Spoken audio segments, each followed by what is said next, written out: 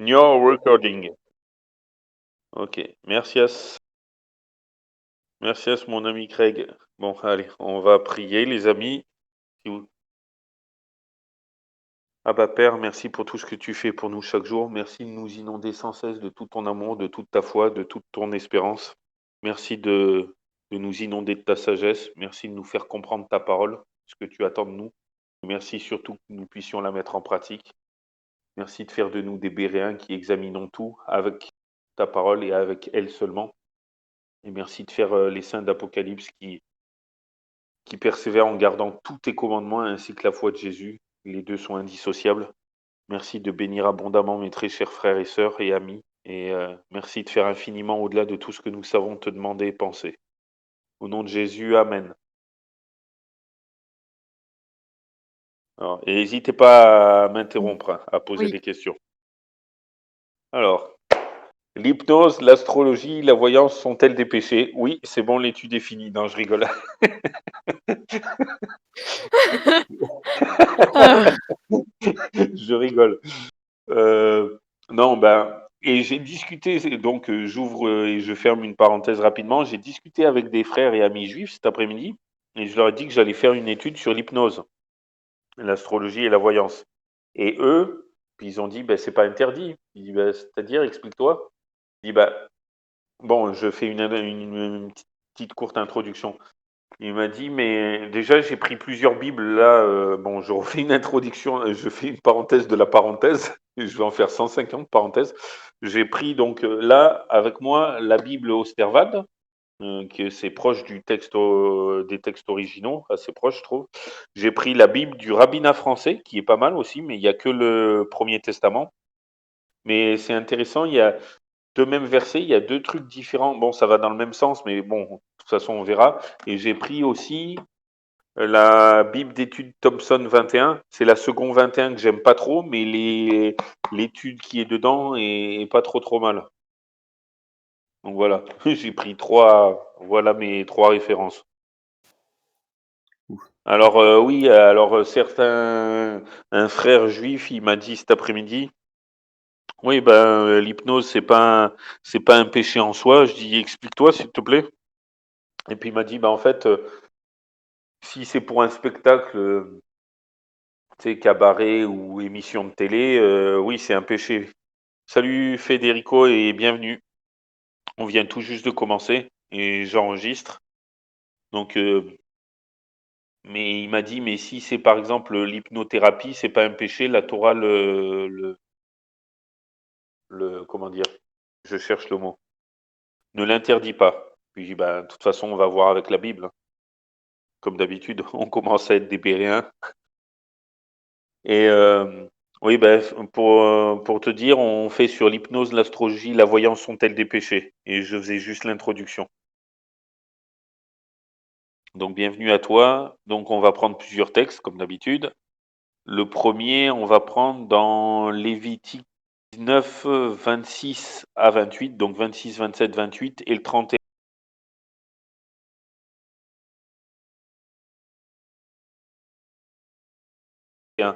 Mais et le 31, c'est surtout sur la magie.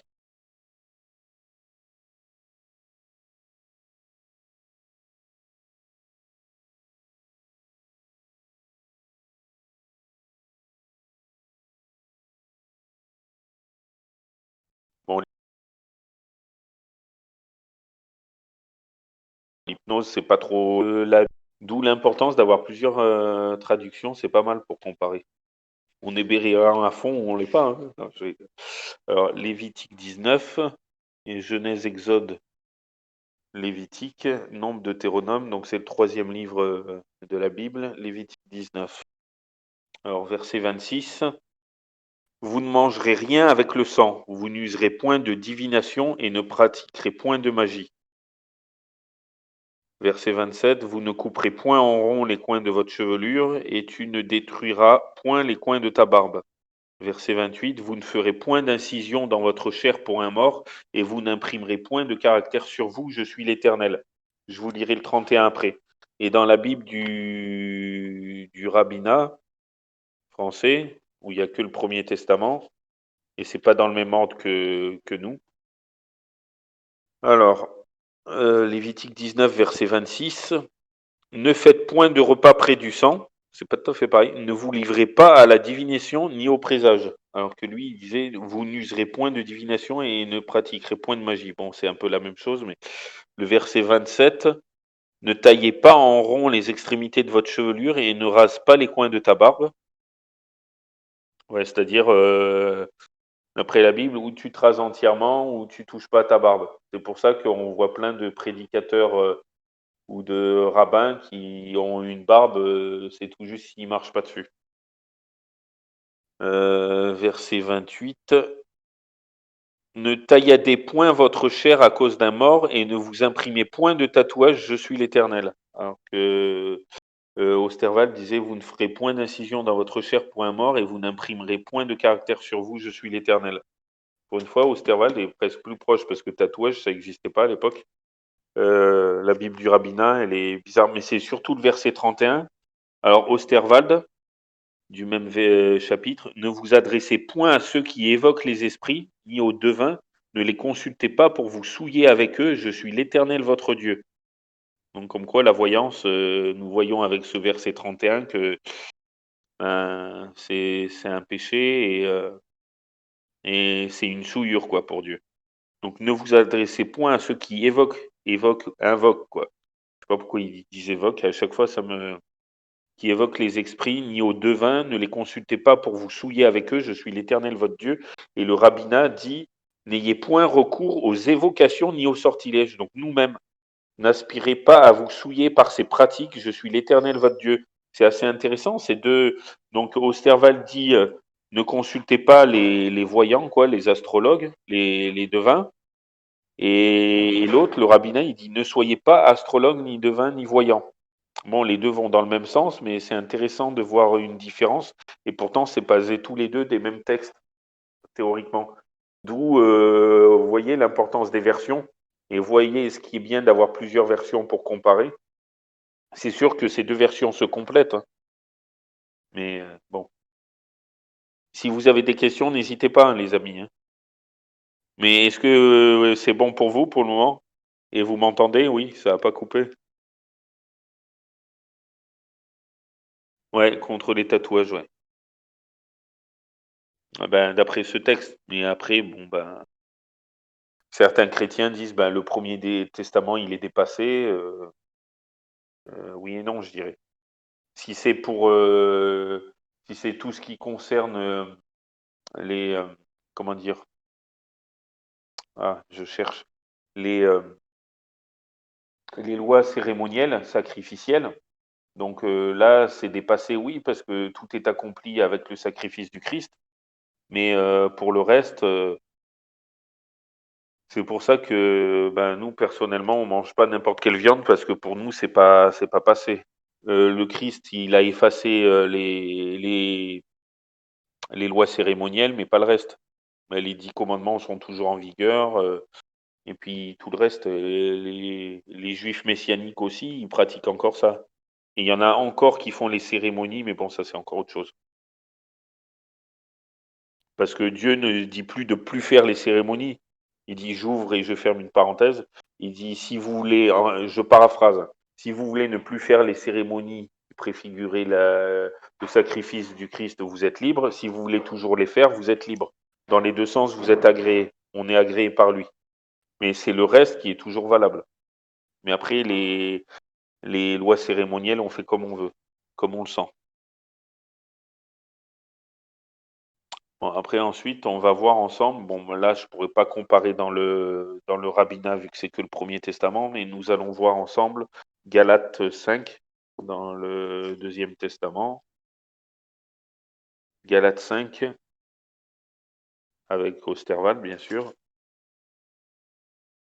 Galates 5 qui est avant Éphésiens.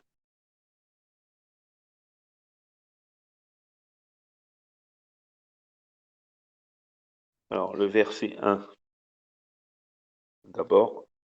Tenez-vous donc ferme dans la liberté dont Christ vous a rendu libre et ne vous remettez pas de nouveau sous le joug de la servitude. En gros, ça veut dire, bon, ben, il nous a libérés de l'esclavage, du péché et de la mort. Et donc, avec ce verset, bon, c'est pas valable que pour l'hypnose, l'astrologie et la voyance, hein, c'est valable pour tous les péchés. Comme quoi, il ne faut pas que nous nous mettions à nouveau sous le joug de la servitude, du péché et de la mort. Et je sais pas si j'avais dit avec vous, il y a 3 sortes de péchés. Il y a le péché, c'est la transgression de la loi. Par exemple, on transgresse, l'un des 10 commandements ou, heu, ou une loi pas cérémonielle, mais une loi morale ou civile. Loi religieuse ou civile, comme Lévitique 19, c'est surtout les lois religieuses et civiles qui sont toujours en vigueur.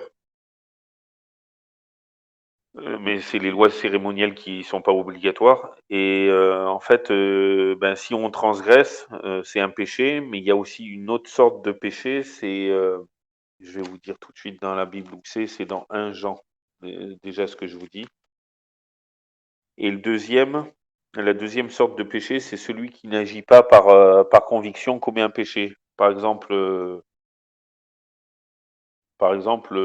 si un juif croit que manger du canard, c'est pas impur, alors que ça l'est, mais il croit profondément que c'est pas impur, s'il en mange, pour Dieu, il pêche pas, parce qu'il croyait que c'était pur.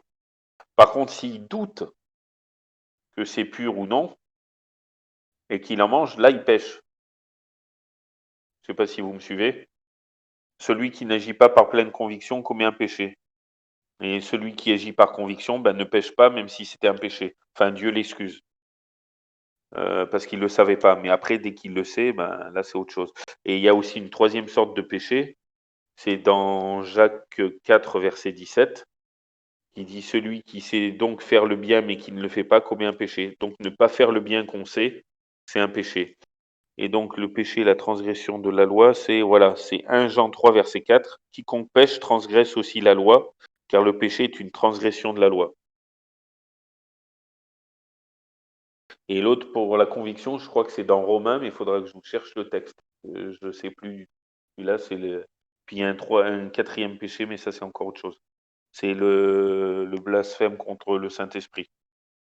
On peut blasphémer le Père, ça aussi un jour si vous voulez, on fera une étude là-dessus, mais c'est assez costaud.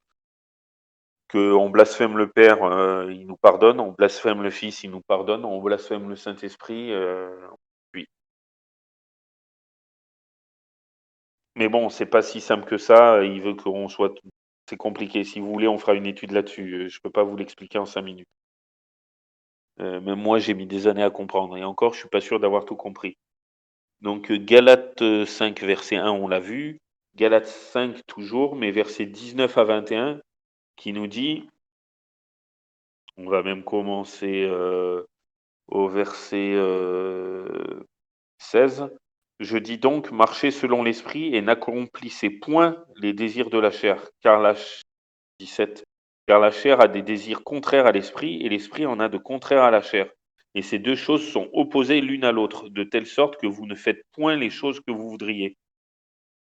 Parce que la chair, on a des envies et l'esprit, il lutte contre la chair. Et notre corps charnel, il a des envies contraires à l'esprit, en gros. Verset 18: «Que si vous êtes conduits par l'esprit, vous n'êtes point sous la loi». Oui, là, faudrait faire une étude là-dessus.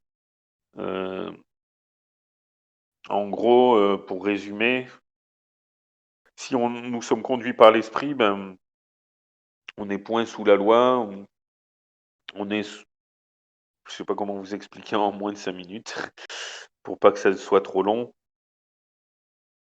Pas que la loi est plus valable pour nous, mais qu'on est au-dessus de la loi dans le sens pas au-dessus, on est du bon côté de la loi. Si vous voulez, par exemple, un voleur qui vole Vincent, par exemple, et le voleur, il transgresse la loi, mais Vincent, il la transgresse pas vu qu'il a été volé. Vous voyez, vous comprenez? Et Il a volé avec 20 centimes ça d'euros, c'est pour ça. quoi? Il a volé 20 centimes d'euros, c'est pour ça. Vincent, ouais, pas mal.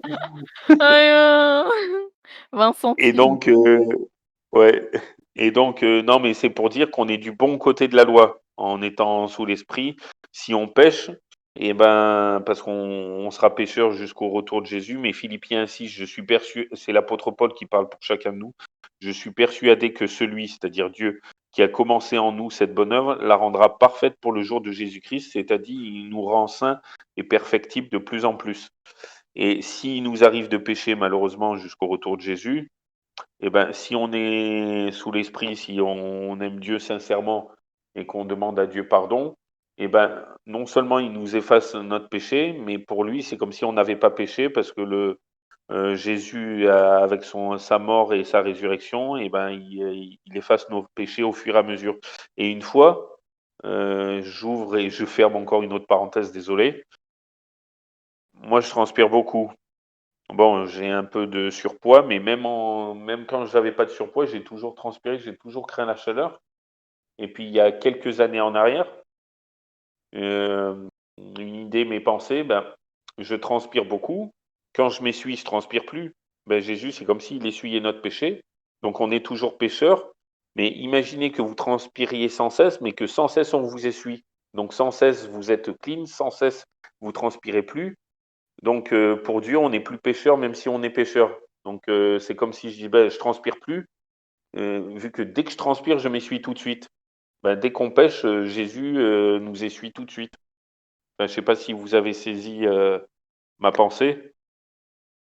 Pour celui qui est en Christ hein, et qui veut faire sa volonté, bien sûr. Pas les athées qui, bon, c'est encore un autre sujet. Donc, si vous êtes conduit par l'Esprit, vous n'êtes point sous la loi, n'hésitez pas à me poser des questions. Alors, le verset 19 surtout, jusqu'à 21. Or, les œuvres de la chair sont manifestes. Vous m'entendez toujours au fait? Parce que comme des fois ça bug. Toujours, t'inquiète pas, hein. Ok, merci. Donc, verset 19. Or, les œuvres de la chair sont manifestes. Ce sont l'adultère, la fornication, l'impureté, la dissolution, l'idolâtrie, les enchantements, les inimitiés, les querelles, les jalousies, les animosités, les disputes, les divisions, les sectes, les envies, les meurtres, les ivrogneries, les débauches et les choses semblables. Je vous dis d'avance, comme je vous l'ai déjà dit, que ceux qui commettent de telles choses n'hériteront point le royaume de Dieu. Bon, ça paraît costaud. Et moi, souvent, ces versets me faisaient peur. Mais le fruit de l'esprit, c'est l'amour, la joie, la paix, la patience, la bonté, l'amour du bien, la fidélité, la douceur, la tempérance. Verset 23. La loi n'est point contre ces choses. Bon, après, souvent, je disais, purée, mais j'ai pas mal de la liste 19 à 21, donc je suis cuit. Mais après, le fruit de l'esprit, vous imaginez, il a 9 facettes. C'est pas 9 fruits, c'est un seul, mais qui a 9 facettes. Mais l'amour, la joie, la paix, la patience, la bonté, l'amour du bien ou la bénignité ou la bienveillance, suivant les versions, la fidélité ou la foi, suivant les versions, la douceur et la tempérance ou la maîtrise de soi, suivant les versions bibliques. Mais bon, je vous rassure, on va prendre d'autres textes. Ces passages-là, bon ben, qui ne se dispute pas, qui n'est pas jaloux, qui ne se querelle pas. Donc, si on prend au pied de la lettre, on n'hérite point le royaume de Dieu, mais comme je vous dis, si on est sous l'esprit, ces péchés-là, ben, petit à petit, il va nous les effacer. Donc pour lui, c'est comme si on les commettait plus. Même si nous, parce qu'ailleurs dans l'Écriture, il est dit si notre cœur nous condamne, lui, il est plus grand que notre cœur et lui, il nous condamne pas. Tu vois, si on se dit, mince, j'ai encore péché, j'ai encore été jaloux, je me suis encore querellé, je démarre au quart de tour, je me suis encore disputé, euh, je vis encore dans l'idolâtrie ou les enchantements, et ben ça, petit à petit, il nous le fera disparaître. Si on est sincère avec lui et qu'on lui demande, bien sûr. N'hésitez pas à m'interrompre. Donc, on va voir un autre texte ensemble, Apocalypse 22, 15. Là aussi, c'est un petit peu corrosif. Apocalypse 22, 15, donc le dernier chapitre du livre. Alors, bon, on va même commencer au verset 13. Je suis l'alpha et l'oméga, le premier et le dernier, le commencement et la fin. Verset 14. Heureux ceux qui observent ces commandements afin d'avoir droit à l'arbre de vie et d'entrer par les portes dans la ville. Verset 15, mais dehors seront les impudiques, les empoisonneurs, les fornicateurs, les meurtriers, les idolâtres et quiconque aime et pratique le mensonge. Ouais, c'est costaud, quoi. Et en fait, une fois, un frère de mon église, il avait... Ah, Federico est parti. Il avait prêché comme quoi notre Dieu, c'était un Dieu d'amour, mais qu'il était juste aussi. Et qu'en fait, il aimerait qu'on se détourne de notre péché. Il veut pas nous forcer, mais c'est comme s'il nous disait à chacun de nous, ben, je t'aime, viens à moi. Et je sais que tu peux pas te décrocher de ton péché, mais demande-le-moi et je le ferai. Je paraphrase, mais c'est un peu comme s'il nous disait ça à chacun de nous. Et parce que à la fin des temps, bon ben, on sera immortel, mais comment dire, il va nous changer parce qu'il peut pas laisser le péché immortel aussi. Et on sera pur et parfait. Et justement, quand il va détruire le péché, il aimerait qu'on se détache du péché pour pas être détruit avec. En fait, tous les méchants, entre guillemets, tous les perdus qui seront détruits, parce qu'ils aiment tellement le péché qu'ils veulent rester accrochés. Ils n'ont pas demandé à Dieu de les enlever du péché. C'est une œuvre du toute une vie. Petit à petit, il va nous rendre parfaits. Petit à petit, on sera parfait qu'au retour de Jésus, mais si on veut rester accroché à notre péché, bah, malheureusement, le jour où il va détruire le péché, il va nous détruire avec. Alors qu'il ne le veut pas. On est tous ses enfants. Donc il nous aime tous, même celui qui ne croit pas en lui. Et j'aimerais juste ouvrir une parenthèse aussi, dans Ézéchiel 33, verset 1. C'était valable pour Israël, mais c'est valable pour chacun de nous tous aujourd'hui. Ézéchiel 33, verset 11. Ah tiens, je vais regarder dans l'Arbinas ce qu'il dit. D'abord au Sterval, dis-leur, je suis vivant, dit le Seigneur l'Éternel. Je ne prends point plaisir à la mort du méchant, mais à ce que le méchant se détourne de sa voie et qu'il vive. Détournez-vous, détournez-vous de votre méchante voie. Pourquoi mourriez-vous, ô maison d'Israël? Quand il dit Israël, c'est valable pour nous aussi maintenant. Donc c'est valable pour chacun de nous. Et puis je dis souvent ce verset, 1 Timothée 2, versets 3 à 4, cela est bon et agréable devant Dieu notre Sauveur qui veut que tous les hommes, femmes et enfants, soient sauvés et parviennent à la connaissance de la vérité. Donc et Jean 14, 6, Jésus dit, je suis le chemin, la vérité et la vie, nul ne vient au Père que par moi. C'est comme s'il nous disait, cela est bon et agréable devant Dieu notre Sauveur qui veut que tous les hommes soient sauvés et parviennent à la connaissance de Jésus. Jésus est la vérité. Donc il aimerait qu'on soit tous sauvés, vu qu'on est tous ses enfants et qu'il nous aime. Donc il aimerait qu'on repousse tout ça. Ah oui, donc je voulais voir Ézéchiel 33, 11 dans le rabbinat, qu'est-ce qu'il dit? Alors Ézéchiel, d'abord, c'est où? Parce que vous voyez, le Premier Testament, ok, cool. Deuxième partie. Alors, deuxième partie, on va prendre le texte maintenant. Donc, Deutéronome 18, verset 10 à 14, même 9 à 14. Alors, version Osterwald. Quand tu seras entré au pays que l'Éternel ton Dieu te donne, tu n'apprendras point à imiter les abominations de ces nations-là. Il ne se trouvera personne parmi toi qui fasse passer par le feu son fils ou sa fille, ni devin, ni pronostiqueur voyant, ni enchanteur, ni magicien, ni personne qui use de maléfice, ni personne qui consulte un sorcier, ni aucun diseur de bonne aventure, ni personne qui interroge les morts. Car quiconque fait ces choses est en abomination à l'Éternel, et c'est à cause de ces abominations que l'Éternel ton Dieu chasse ces nations de devant toi. Tu seras intègre à l'égard de l'Éternel ton Dieu, car ces nations que tu vas déposséder écoutent les pronostiqueurs et les devins, mais pour toi l'Éternel ton Dieu ne t'a point permis d'agir ainsi. Amen. C'est corrosif, hein. Et qu'est-ce que dit le rabbinat? Mais pour l'hypnose, c'est vrai que c'est plus tranché, comme disait le. C'est vrai que j'aurais peut-être dû distinguer l'astrologie, la voyance d'avec l'hypnose. Mais bon, d'après ces versets-là, dans le doute, tu as vu, celui qui n'agit pas par pleine conviction, pour moi, l'hypnose, je peux me tromper, mais vu que l'astrologie et la voyance tout ce qui est paranormal n'est pas bon et plus que déconseillé. C'est une souillure pour Dieu. Je pense que l'hypnose, c'est pas très bon non plus. Mais bon, c'est vrai que les avis sont un peu plus tranchés pour l'hypnose. Alors, Deutéronome, mais je suis bien loin. Ah voilà, trouvé Deutéronome. Deutéronome 18. Alors, qu'est-ce qu'il dit le Mais rabbin? Eric, pour l'hypnose, moi, Oui, je pourrais te transmettre un truc de ça parce que, enfin, oui, c'est un péché, et je vais t'expliquer pourquoi moi je le considère comme un péché. Parce que simplement, c'est que déjà, la Bible, tu vois, ils te disent vraiment que tu as pleinement conscience de tes choses. Or, l'hypnose, tu vois, a pour principe justement de te faire oublier ta conscience, tu vois? ouais. Et que Oui, tu peux faire oublier ta n'importe quoi conscience, sous c'est un péché. hypnose. Et Mmh. tu vois, un juif, pourtant qui connaisse mieux le Premier Testament que nous a dit cet après-midi, enfin m'a dit, ouais, mais pour lui, ça dépend de l'hypnothérapie. C'est comme il a pris un exemple, il a dit: «Regarde, par exemple, tu te c'est pas interdit de te déshabiller, à part si tu te déshabilles dans la rue». Puis il dit: «Bah, c'est un peu pareil pour l'hypnose». Je dis: «Ouais, super comparaison». Mais oui, Oui, je comprends le sens qu'il veut dire.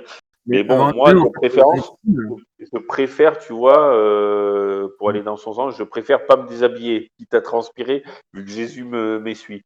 Non, mais sans rire, vous voyez, je préfère, dans le doute, parce qu'on dit celui qui n'agit pas par pleine conviction commet un péché. Donc, vu que je suis pas sûr de moi, ben, je préfère pas faire, comme ça au moins je pêche pas. Ça.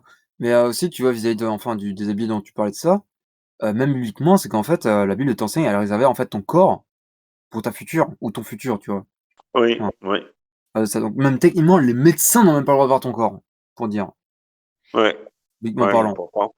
Parce Ouais, que c'est considéré bah entre guillemets comme de l'adultère, ouais. indirect. Donc ouais, c'est enfin les gens ils te forcent à pécher maintenant, hein, avec la médecine et cetera. Alors Ah bah qu'avant, en oui, fait, c'est clair. tu avais des médecins, tu vois, ils n'existaient pas de manière comme maintenant à se dire: «La science, la science, la science». Avant, c'était vraiment la médecine par la prière et je Ouais, sais qu'à l'hôpital Necker, notamment pour les enfants, tu as certains membres de cet hôpital qui, justement, de cet hôpital justement qui, utilisent la prière encore, la guérison par la prière. ah bah oui, c'est clair. Énorme. Ouais, c'est énorme. Bon. Bon, alors Deutéronome 18, Rabbinat, donc versets 9 à 14. Quand tu seras entré dans le pays que l'Éternel ton Dieu te donne, ne t'habitue pas à imiter, ne t'habitue pas, tiens, c'est pas mal, c'est un peu différent, à imiter les abominations de ces peuples, abominations, oui. Il ne se trouve personne chez toi qui fasse passer par le feu son fils ou sa fille, qui pratique des enchantements. Ah, lui, tu vois, qui pratique. C'est pas qu'il va voir ceux qui font des enchantements, mais qui pratique lui-même. Qui s'adonne aux augures, à la divination, à la magie. Donc, vous voyez, style les trucs Ouija, c'est à laisser tomber, quoi, c'est satanique.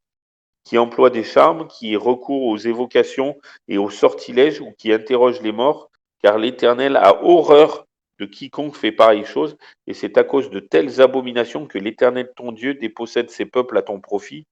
Reste entièrement avec l'Éternel ton Dieu, car ces nations que tu vas déposséder ajoutent foi à des augures et à des enchanteurs, mais toi ce n'est pas là ce que t'a départi l'Éternel ton Dieu. Amen.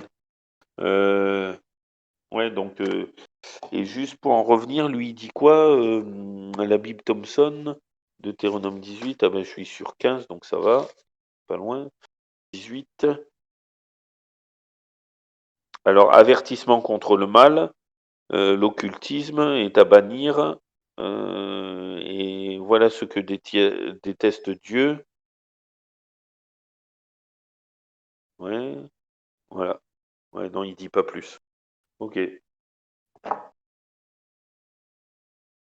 Alors maintenant, on va voir Ésaïe 8, verset. N'hésitez pas à me poser des questions, hein.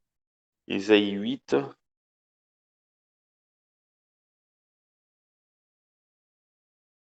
verset 19. Et on va voir le verset 20 tout de suite après, le contraste. Alors, Ésaïe 8,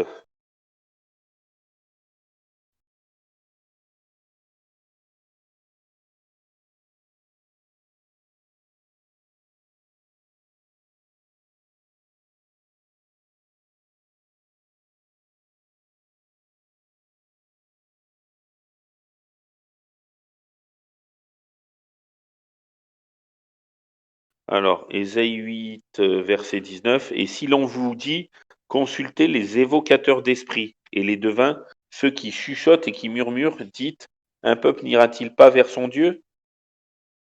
Pour les vivants, s'adressera-t-il aux morts? Point d'interrogation. Et le verset 20, à la loi et au témoignage, et si le peuple ne parle pas ainsi, point d'aurore pour lui. Amen. Et donc, et le rabbinat, on va voir ce qu'il dit. Vous m'entendez toujours, au fait? Vous Toujours, m'entendez, les hommes? t'inquiète Ouais, pas. bien. Je vais partir 2 secondes, faire un petit Ouais, nettoyage. C'est pour, quand ouais, ça prépare à manger. ouais, d'accord. Bonne app. Alors, Ésaïe. Alors, Ésaïe 8. Et n'hésite pas à me poser des questions, hein, Sandra. Hop, Ésaïe 8. Alors, le rabbinat, qu'est-ce qu'il... Que si l'on vous dit, allez consulter nécromanciens et devins, ceux qui chuchotent et marmottent, n'est-il pas vrai que tout peuple interroge son Dieu? Point d'interrogation. Qu'il s'adresse aux morts en faveur des vivants? Point d'interrogation. Alors, tirez-en un enseignement, une leçon. Assurément, on proférera des paroles de ce genre qui n'ont pas une lueur de raison. Oui, c'est bizarre. C'est pas du tout à la loi et au témoignage si l'on ne parle point ainsi, il n'y aura point d'or pour le peuple. Ouais, c'est pas du tout pareil. Enfin, c'est pas du tout. Donc oui, nous voyons que c'est un péché, tout ça. L'hypnose, c'est vrai que c'est pas flagrant, c'est pas cité là-dedans, mais bon, comme c'est une pratique, comme on n'est pas maître de son corps, et que pour Dieu, vaut mieux éviter tout ce qui est contraire. Pour moi, l'hypnothérapie aussi n'est pas bien bon. Style tous les trucs comme le yoga ou la sophrologie aussi, quoi. Vu qu'on peut nous faire faire n'importe quoi, même chez le médecin. Bon, là, ça engage que moi, mais d'après ce que je lis dans la Bible, d'après ce que nous lisons ensemble. Alors, on va prendre aussi un autre texte, Lévitique 20, qui est assez... On m'entend toujours? Hop, Oui. ok, merci. Alors, Lévitique 20, verset 1 à 7. Mais le verset 6, il est costaud. Alors, Lévitique 20, verset 1 à 7. L'Éternel parla encore à Moïse en disant, tu diras aux enfants d'Israël, quiconque des enfants d'Israël ou des étrangers séjournant en Israël donnera de ses enfants à Moloch, un démon, sera puni de mort. Le peuple du pays le lapidera. C'est costaud. Et moi, je tournerai ma face contre cet homme et je le retrancherai du milieu de son peuple, parce qu'il aura livré ses enfants à Moloch pour souiller mon sanctuaire et profaner le nom de ma sainteté. Et si le peuple du pays ferme les yeux sur cet homme, quand il donnera de ses enfants à Moloch et ne le fait pas mourir, moi je tournerai ma face contre cet homme et contre sa famille, et je le retrancherai du milieu de son peuple avec tous ceux qui se prostituent à son exemple, en se prostituant à Moloch. C'est-à-dire, si on ferme les yeux et qu'ils disent rien, eh ben, ils étaient constitués comme se prostituer aussi, avec prostituées spirituelles. Comme quoi ils adoraient autre chose que Dieu. Verset 6, si quelqu'un se tourne vers ceux qui évoquent les esprits et vers les devins pour se prostituer après eux, je tournerai ma face contre cette personne et je la retrancherai du milieu de son peuple.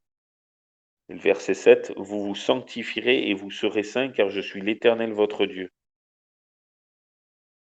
Verset 8, vous observerez mes lois et vous les pratiquerez. Je suis l'Éternel qui vous sanctifie. Amen. Et le rabbinat, je vais juste voir par contre le verset 6, 7 et 8 de Lévitique 20. Lévitique 20.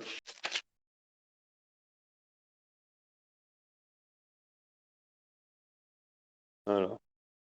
Pour la personne qui aurait recours aux évocations, aux sortilèges et s'abandonnerait à ces pratiques, je dirigerai mon regard sur cette personne et je la supprimerai du milieu de son peuple. Oui, c'est encore plus.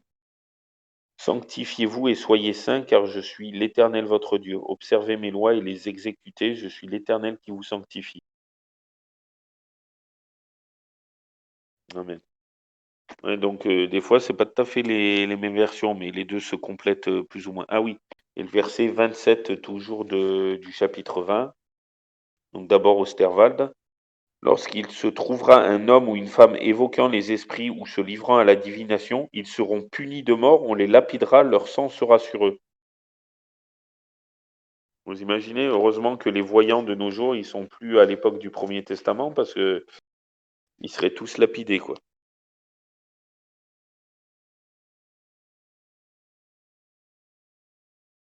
Alors, Lévitique 20, verset 27 du Bible du Rabbinat. 20, 27. Un homme ou une femme chez qui serait constatée une évocation ou un sortilège devront être mis à mort, on les lapidera, ils ont mérité leur supplice. Ouais, c'est chaud. Pour ça, il y en a souvent qui disent, ouais, le Dieu des Juifs, le Dieu du Premier Testament, il est méchant, et le Dieu du Nouveau Testament, c'est pas le même. C'est, oui, à premier abord, ça pourrait sembler, mais en fait, c'est juste pour nous montrer que, ben, que Dieu, il a en horreur ses péchés, il ne change pas, donc il est juste, et celui qui pratique ça, ben, il devrait être puni de mort. Mais pour vous expliquer qu'avec la nouvelle alliance, avec le sang de Jésus, ben, comment dire, il efface ses péchés, mais encore faut-il qu'on s'en détourne, qu'on veuille s'en détourner. On ne peut pas le faire de nous-mêmes parce que, comme dit Jésus dans Jean 15, 5, sans moi, vous ne pouvez rien faire. Et vous voyez, c'est intéressant quand il dit, verset, verset 7, vous vous sanctifierez, vous serez saints, car je suis l'Éternel votre Dieu. Et donc, apparemment, vous vous sanctifierez. On dit, ben tiens, c'est à nous de nous sanctifier. Sauf que là, par contre, la Bible du rabbinat, je trouve qu'elle est plus claire là-dessus. C'est à nous de le demander, mais nous, on peut rien faire. Sans lui, nous ne pouvons rien faire parce que la Bible du rabbinat français dit bien, sanctifiez-vous et soyez saints, car je suis l'Éternel votre Dieu. On pourrait croire, tiens, il faut qu'on se sanctifie, il faut que je me sanctifie. Oui, mais par contre, je ne peux pas de moi-même. Parce que observer mes lois et les exécuter, je suis l'Éternel qui vous sanctifie. Amen. Les deux versets sont pas contradictoires. En fait, il faut qu'on veuille se sanctifier. Quand il dit sanctifiez-vous, c'est comme s'il disait ben, demandez-moi de vous sanctifier et je vous sanctifierai parce que je suis l'Éternel qui vous sanctifie. Vous voyez, comme quoi l'homme il peut être tordu et tordre les versets et croire que ces versets sont contraires alors que non, ils sont complémentaires. Et ben pour toute la Bible, l'être humain il fait ça. D'où l'importance d'être des Béréens et de tout vérifier. Vous voyez que ces deux versets, en apparence contradictoires, l'un à côté de l'autre, donc là c'était plus simple pour voir, mais en fait non, ils se complètent. Et je suis l'Éternel qui vous sanctifie. Comme quand je vous dis Philippiens 6, je suis persuadé que celui qui a commencé cette œuvre, cette bonne œuvre en vous la rendra parfaite pour le jour de Jésus-Christ. Bien sûr, il faut lui demander et le laisser agir. Voilà notre part. Mais on ne peut pas le faire de nous-mêmes. Si je te dis sanctifie-toi, il faut que tu te sanctifies. Toi, sanctifie-toi. Non, tu peux pas de toi-même. Mais dans le sens que tu peux le demander à Dieu et le laisser agir. Ça, oui. Bon, je ferme la parenthèse. Bon, on va voir maintenant. Il nous reste 3 textes à voir, mais après, n'hésitez pas si vous avez des questions. Alors, c'est 1 Corinthiens, là, il n'y aura pas le rabbinat. 1 Corinthiens 6, versets 10 à 11, là aussi, c'est assez corrosif. Désolé, je ne vais pas me faire des amis. Alors, mais je dis la parole telle qu'elle est. Alors, 1 Corinthiens 6, versets 10 à 11. Il vaut mieux être seul accompagné du Seigneur qu'être mal accompagné par les hommes. Voilà, bien vu. Amen. Donc 1 Corinthiens 6, versets 10 à 11. Oula, écoutez bien, là, ça calme. Enfin, ça calme. Je vais commencer à partir du verset 8. Non, du verset 9. Ne savez-vous pas que les injustes n'hériteront point le royaume de Dieu? Cela, point d'interrogation. Et le verset 10, ne vous abusez point, ni les impurs, ni les idolâtres, ni les adultères, ni les efféminés, ni les infâmes, ni les larrons, ni les avares, ni les ivrognes, ni les médisants, ni les ravisseurs, ni les homosexuels n'hériteront le royaume de Dieu. Or, c'est là ce qu'étaient quelques-uns de vous, mais vous avez été lavés, mais vous avez été sanctifiés, mais vous avez été justifiés au nom du Seigneur Jésus et par l'Esprit de notre Dieu. Amen. Euh, nous voyons cela, on était tous ou idolâtres ou impurs ou adultères ou plusieurs à la fois ou presque tous. Mais quand il dit or c'est là ce qu'étaient quelques-uns de vous, en fait on était tous comme ça. Mais bon, c'est pour amoindrir c'est pour amoindrir la chose. Comme quoi Dieu il nous comment dire, comme quoi notre Dieu il atténue nos péchés, mais il revalorise notre comment dire, notre pureté. Alors que c'est lui qui nous la donne en Jésus. Vous avez été lavés, vous avez été sanctifiés et vous avez été justifiés au nom du Seigneur Jésus. Ouais, Jésus a fait tout ça. Vous voyez, mais sinon, c'est pour ça ceux qui croient pas en Jésus, eh ben eux, ils sont toujours impurs, idolâtres, adultères, efféminés, etc., etc.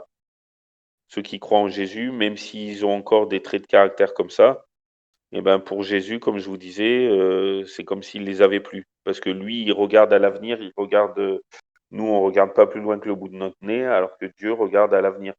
Il nous regarde avec des yeux d'amour, et il regarde ce qu'on va devenir, et il regarde le meilleur de nous. Et il regarde Jésus à travers nous, et nous à travers Jésus.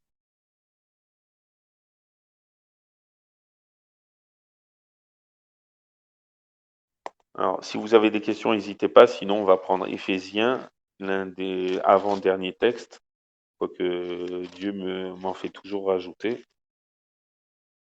Mais sinon, l'avant-dernier texte, Éphésiens 5, verset 5 d'abord. Puis après, je vous lis que le verset 5 et après, je vous lirai de 3 à 11.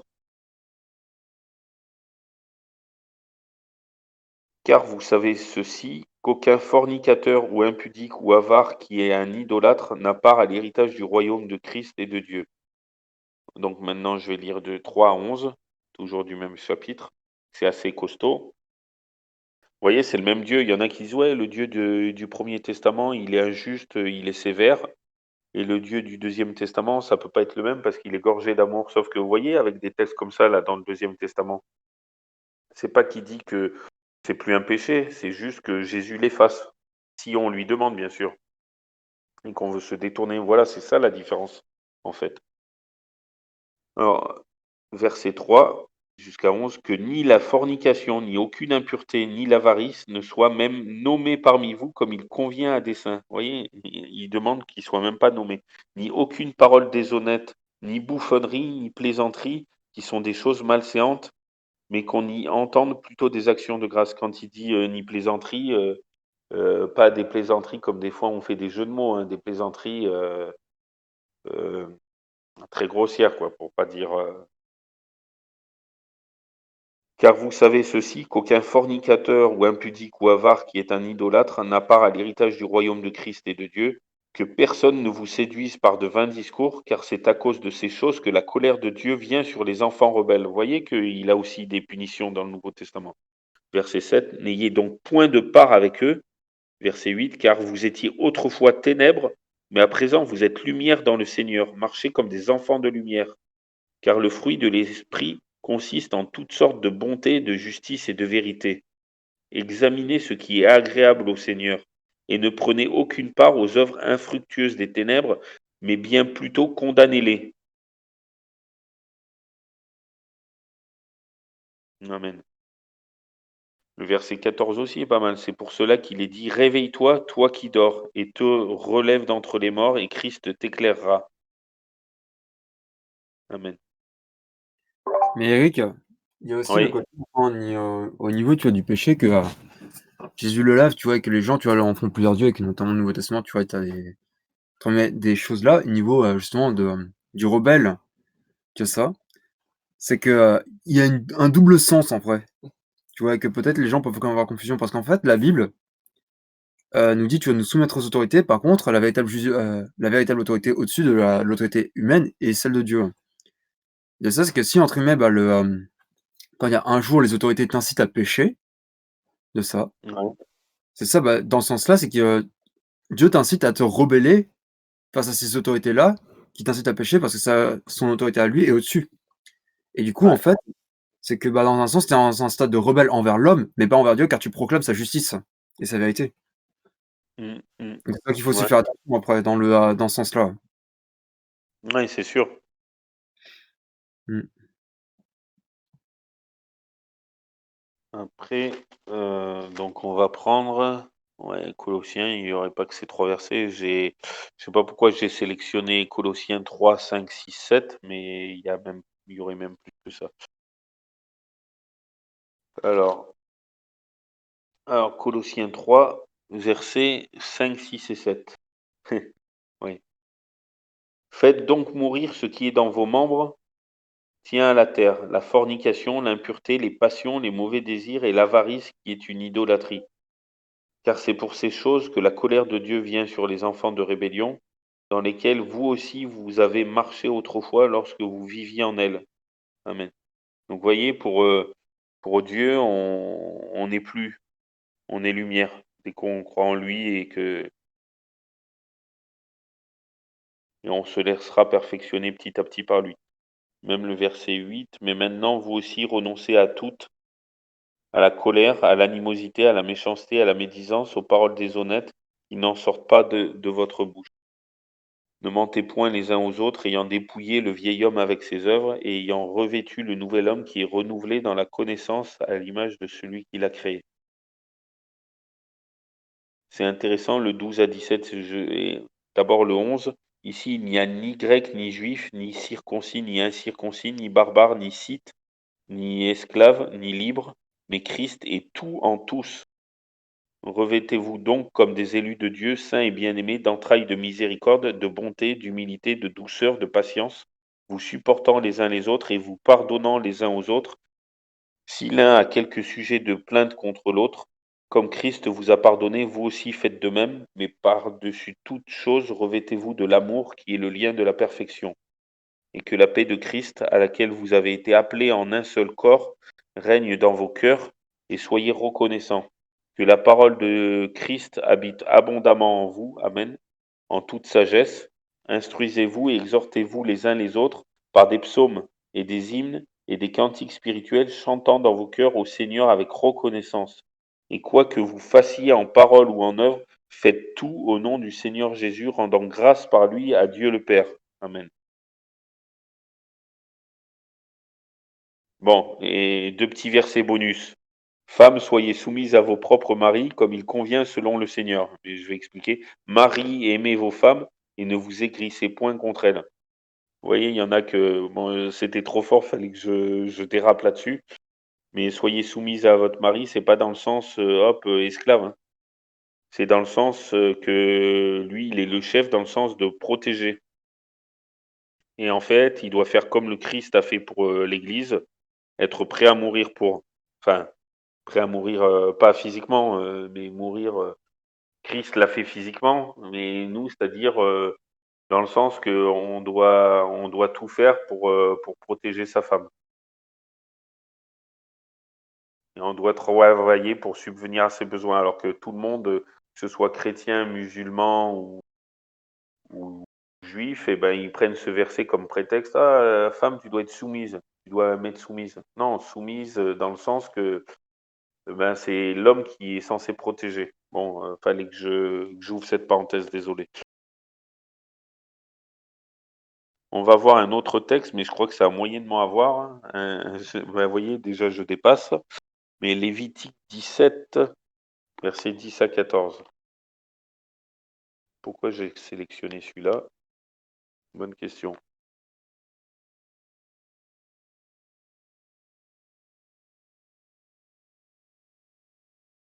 Hop, Lévitique 17. 10 à 14. Alors, Lévitique 17, 10 à 14. Quiconque de la maison d'Israël ou des étrangers séjournant parmi eux mangera de quelque sang que ce soit, je tournerai ma face contre celui qui aura mangé le sang, et je le retrancherai du milieu de son peuple.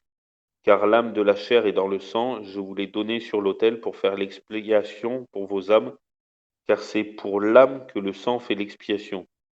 C'est pourquoi j'ai dit aux enfants d'Israël, personne d'entre vous ne mangera du sang, et l'étranger qui séjourne parmi vous ne mangera pas de sang. Et si quelqu'un des enfants d'Israël ou des étrangers séjournant parmi eux prend à la chasse un animal ou un oiseau qui se mange, c'est-à-dire un animal pur à la consommation, il en répandra le sang et le couvrira de poussière. Car quant à l'âme de toute chair, c'est son sang, il lui tient lieu d'âme. C'est pourquoi j'ai dit aux enfants d'Israël, vous ne mangerez le sang d'aucune chair, car l'âme de toute chair est son sang, et EST.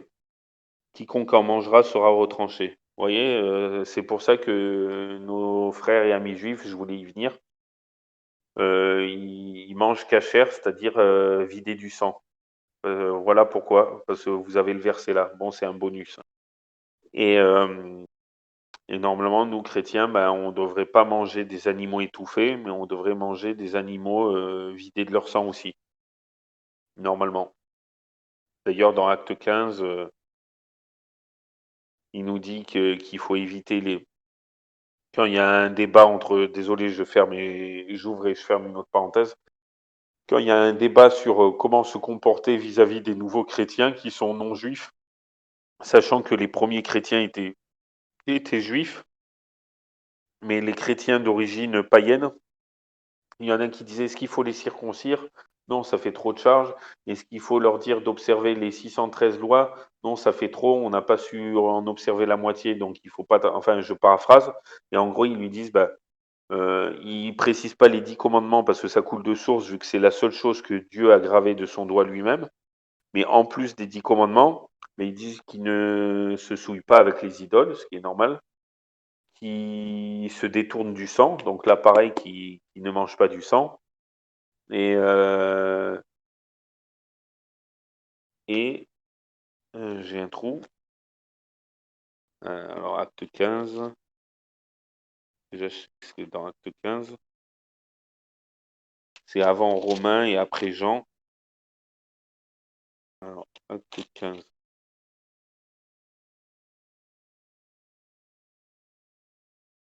À savoir que vous vous absteniez, verset 29, que vous vous absteniez de ce qui a été sacrifié aux idoles, du sang, des animaux étouffés et de la fornication, desquelles choses vous ferez bien de vous garder.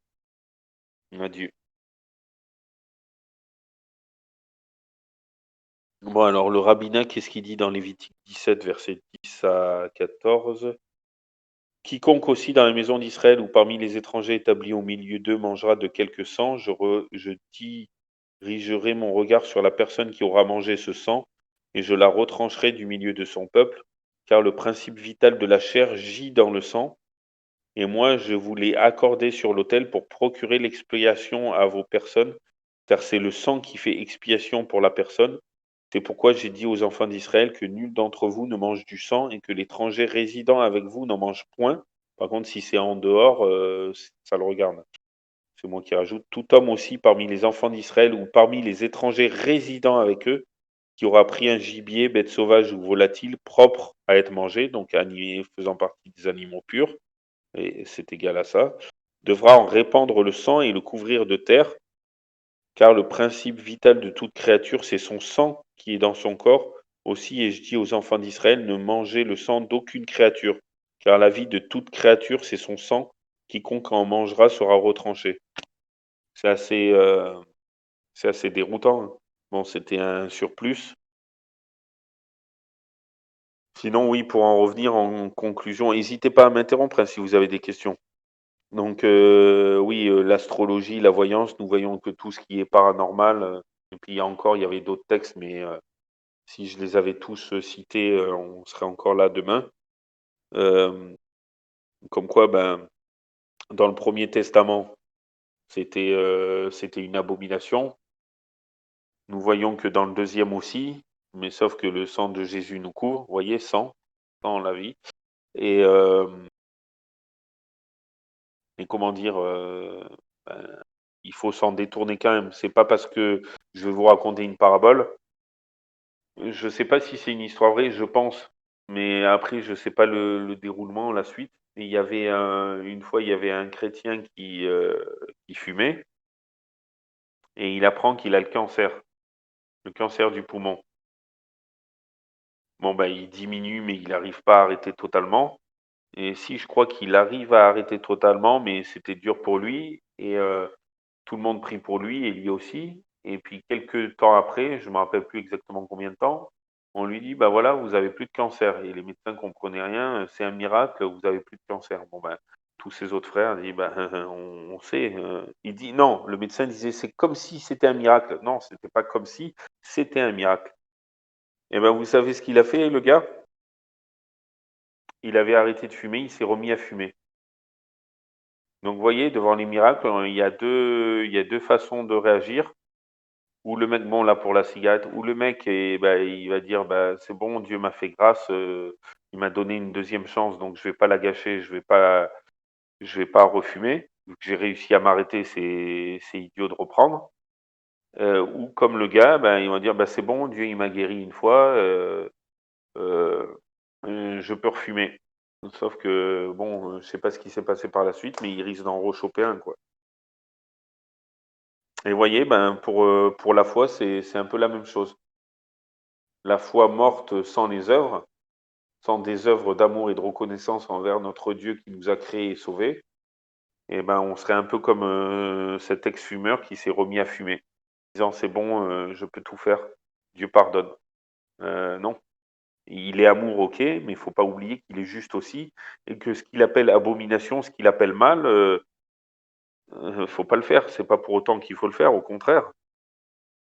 Il nous a donné une deuxième chance, faut pas la gâcher. Et malheureusement, trop de chrétiens enseignent, ben c'est bon, on est sous la grâce, on est plus sous la loi. Sauf que qu'est-ce que dit l'apôtre Paul dans Romains 3,31? Anéantissons-nous donc la loi par la foi? Loin de là, bien au contraire, nous confirmons, nous établissons la loi. Bien souvent, on oublie ce verset. Donc il y en a qui disent, ouais, c'est bon, on est sauvé, c'est bon, on n'a plus rien à faire. Non, il faut demander à Dieu de nous détourner de ces péchés qui nous séparent de lui. Parce que si on ne le fait pas, le jour où il détruira le péché, il va nous détruire avec si on est accro au péché et non à Dieu. Donc désolé de parler un peu cru comme d'habitude, mais je vous dis la Bible telle qu'elle est. Et il faut pas avoir un cœur partagé avec Dieu, quoi. Comme quoi on n'a pas à consulter les augures, les astrologues, les devins, les voyants, les voyantes, mais consultons plutôt Dieu. Et il a des projets de paix et non de malheur, afin de nous donner un avenir et de l'espérance pour chacun de nous. Jérémie 29, 11. Et pourquoi? Parce que Jérémie 31, verset 3, de loin l'Éternel se montre à moi, je t'aime d'un amour éternel, c'est pourquoi je te conserve toute ma bonté. Et ça, il dit à chacun de nous. Donc d'un amour éternel, ça veut dire avant qu'on soit dans le ventre de nos mères, il nous aimait. Et si on meurt avant qu'il revienne, il nous aimera, même que nous, on n'ait plus conscience et qu'on sera dans la poussière, et ben, il nous aimera, il nous ressuscitera quand il reviendra.